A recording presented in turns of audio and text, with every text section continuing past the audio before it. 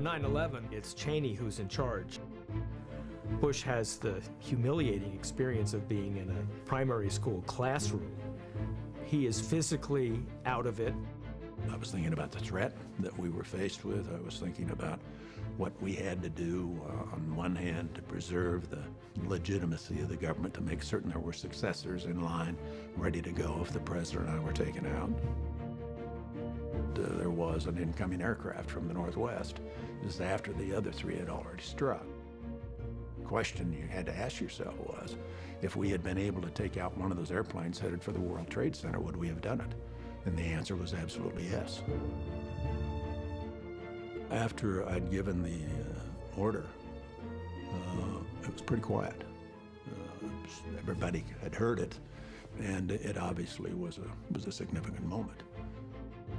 There was sort of this collective groan in the room, but people who looked over to see him said, you know, he was so controlled and contained.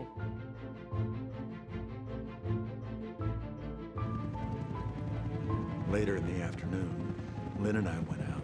We got on a helicopter on the south lawn of the White House and flew off to a secure, undisclosed location.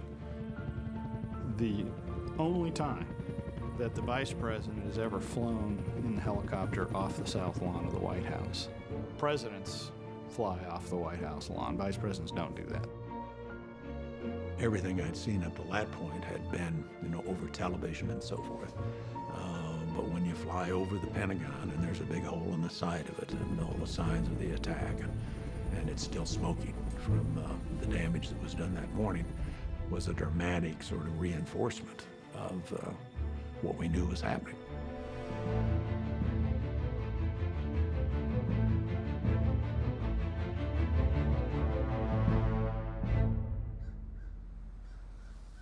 I started thinking about how we should respond. How can we bring to bear the power and influence of the United States to take down whoever had launched this attack against us? We all have to work sort of the dark side, if you will. We're going to spend time in the shadows and in the intelligence world. A lot of what needs to be done here will have to be done quietly, without any discussion, using sources and methods that are available to our intelligence agencies. So it's going to be vital for us to use any means at our disposal, basically, to achieve our objective. I see 9/11 as a hinge of history for Dick Cheney. I went to interview him a month after 9/11, and it was a changed Dick Cheney.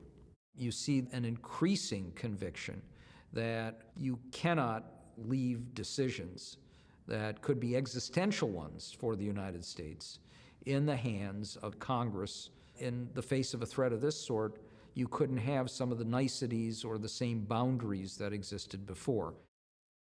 It is a wartime situation, and it does require tough programs and policies if you're going to be successful.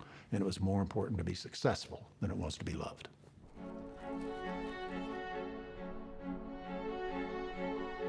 Less than a month after 9/11, the U.S. launches attacks against al-Qaeda and its Taliban allies in Afghanistan. We began to capture members of al-Qaeda with important information. As we began rounding up suspects, the question was, well, what do we do with them? We looked at all kinds of options and ended up recommending Guantanamo Bay be used.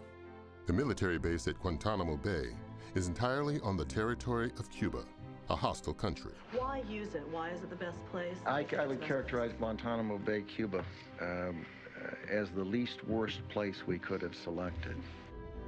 We needed some place to hold terrorists. We didn't want to bring them to the United States. Once they were on U.S. soil, they obtained many of the same basic rights that American citizens did. I think it was March of '03, we actually captured Khalid Sheikh Mohammed, the mastermind of 9/11.